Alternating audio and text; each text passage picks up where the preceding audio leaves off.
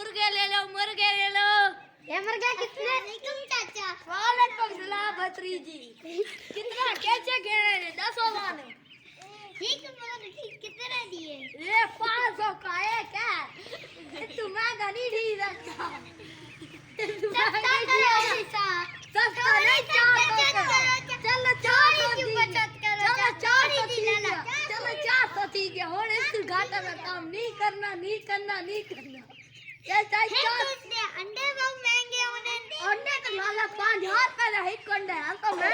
अंडा तो कभी सस्ता करना ना तुसा कितने घेरे वालो 500 से चले अंडा 50 रुपए था के बड़ी मुर्गी है ये 50 का एक अंडा देती है तो सब मुर्गी देंगी अंडे देंगे मुर्गी से जमाई करो मुर्गा दे दो कल 400 का ये दे कान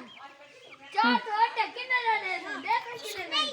अंडे देने और रोजाना है कि अंडे तो मुर्गा तो पता ना करना है तो मुर्गा भांगा देंगे और मुर्गा कितने